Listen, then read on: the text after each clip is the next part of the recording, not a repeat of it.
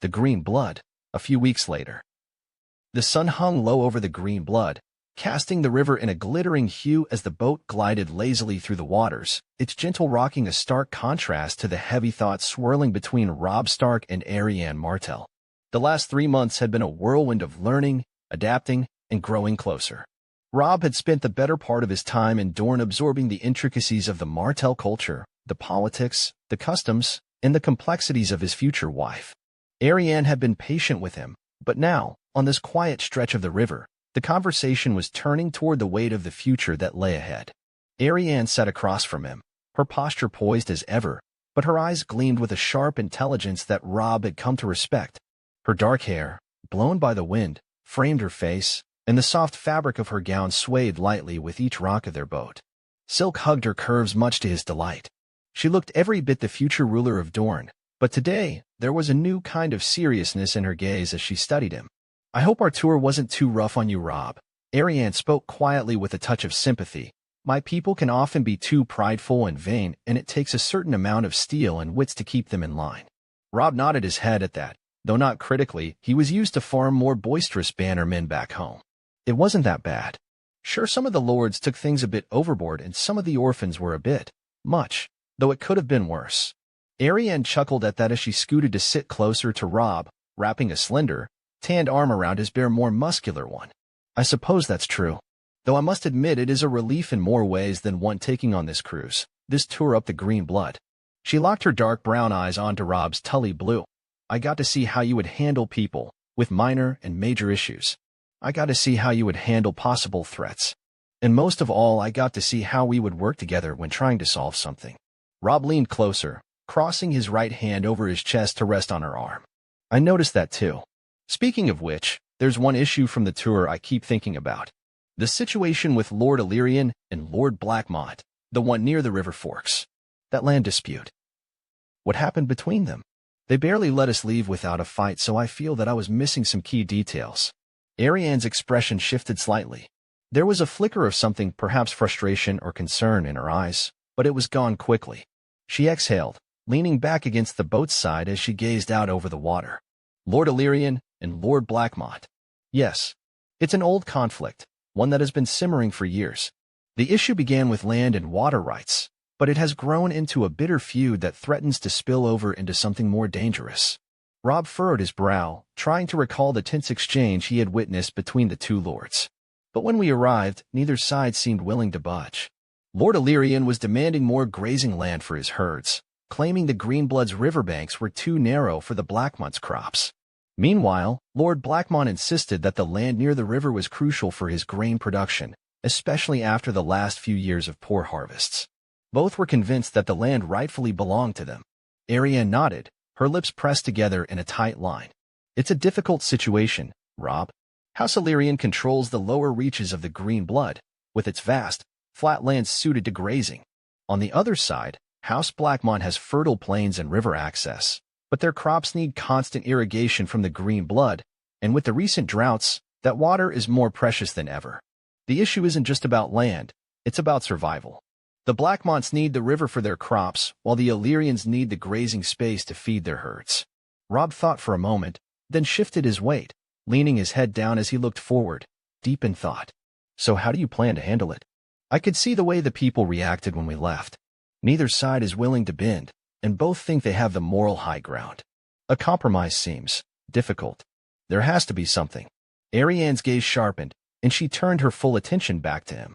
"That's where you come in, Robb," she said, her voice lower, more serious. "You've seen how proud these men are, how stubborn. If I choose one side over the other, the losing family will feel dishonored. But if I do nothing, this will only fester, and it will spread to other families who see weakness. House Illyrian and House Blackmont are powerful in their own ways, and this land dispute could very well set a dangerous precedent." Robb leaned back slightly, considering her words. "But you can't let them keep fighting. That would mean endless cycles of bloodshed for years. Much like the Brackens and Blackwoods back in the Riverlands. They'll keep finding new ways to fight over land, or water, or honor. We need a solution that puts them both on equal ground." Arianne's lips quirked upward, as if pleased by his response. "Exactly. That's why I thought of something bold. Perhaps a shared agreement, something that allows both families to get what they need without stripping one of their rights. Robb raised an eyebrow. What exactly do you have in mind? We could broker a deal. Arianne spoke confidently. What if I proposed to both families that they work together in an alliance? The Illyrians and Blackmonts don't need the river every single day, so we work out different times of the year for them to use it for themselves. Kind of like a joint rotational agreement of sorts. A neutral party, perhaps even yourself, could mediate any disputes in the future as an arbiter. We could sweeten the deal by having the Illyrians give a cut of their profits from their herds to the Blackmonts, and the Blackmonts give a slice of their crops to the Illyrians. No more bloodshed, and no more letting one family take everything from the other either. Robb's lips tugged upward in a smile. A fair deal for both sides. That might actually work. If we set it up right, they'd be forced to abide by the terms, if for no other reason than pride or looking greedy in the eyes of the other houses. Arianne's eyes glimmered with approval. And that's where you come in again, my lord husband. You've learned well, Robb. A strong leader doesn't just take sides, he finds a way to make both sides come together on his or her own terms. Robb looked at her, his heart quickening slightly. The more he spent time with Arianne, the more he saw the sharp intelligence behind her beauty. I've been learning from the best, he said softly. Arianne smiled at that, her fingers more tightly grabbing the bicep of his arm. You flatter me, Robb, but it is true. And when we return to them in the future, we'll need to make sure we handle these kinds of matters swiftly and decisively. Dorne cannot afford weakness. Robb nodded, his mind turning over the possibilities. We'll make sure they don't tear each other apart. Together. She hummed, sliding closer, so her thigh brushed his. Careful.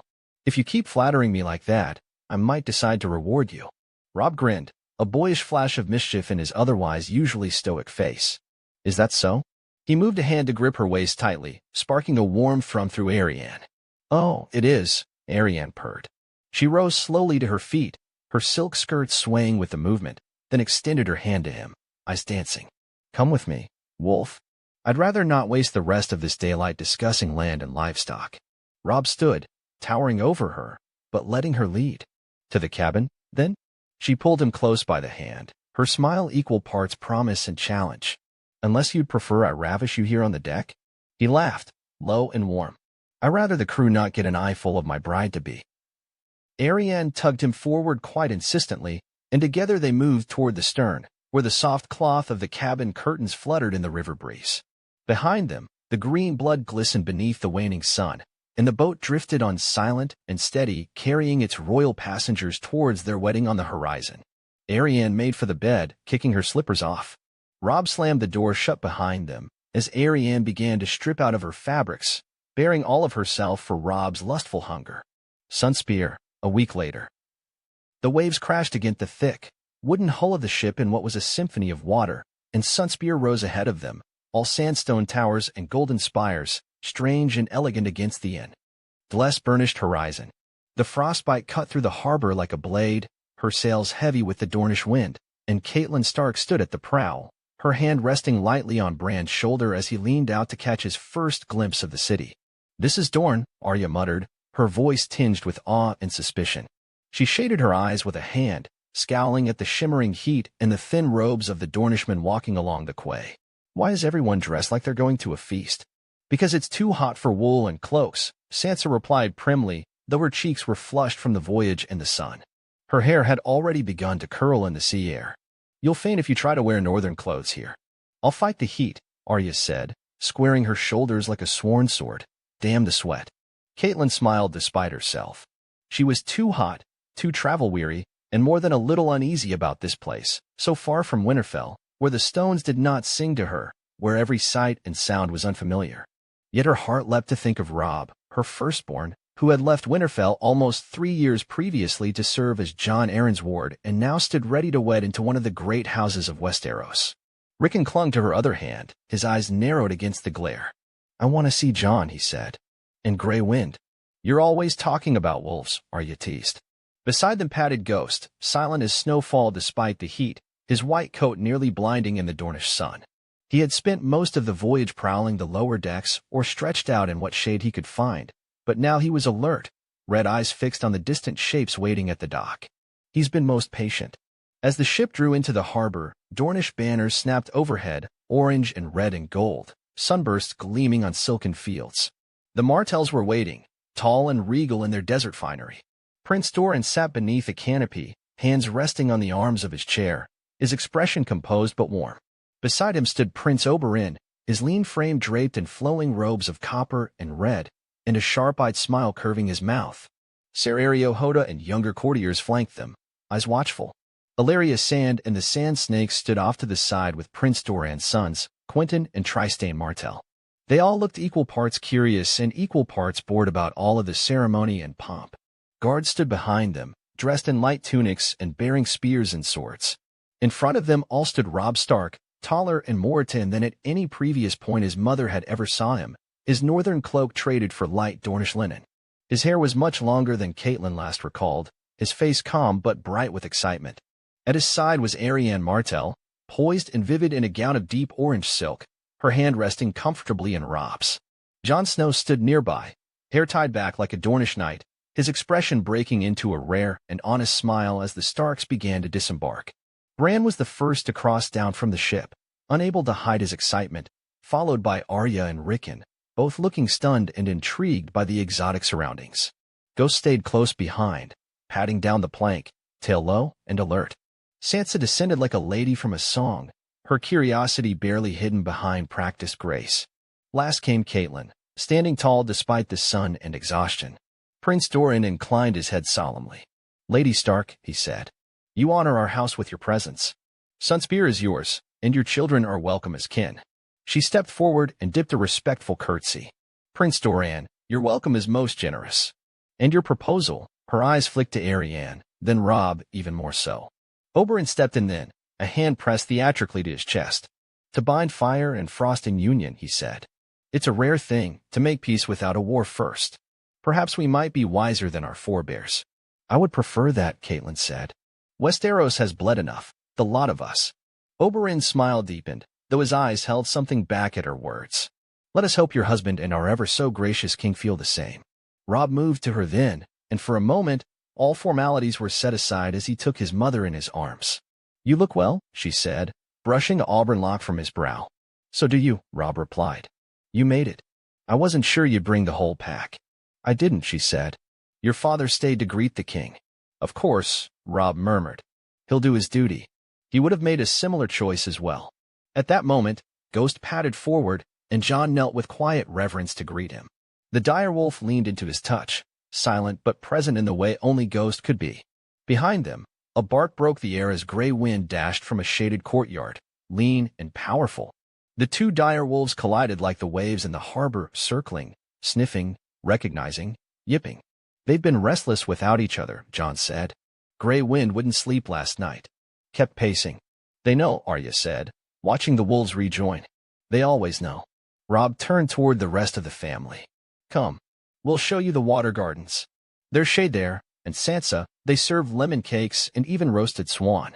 "I think I love this place," Sansa said without thinking, her eyes bright at the sound of the available dishes. As the Stark and Martell families passed under archways of pale stone, cooled by trickling fountains and flowering vines, the past and future felt as if they breathed together. And, somewhere far to the north, Eddard Stark stood before a king with old burdens. But here, in the light of Sunspear, his children stepped into a new world, eager for now, but not without weight, and a wedding that will dictate the future.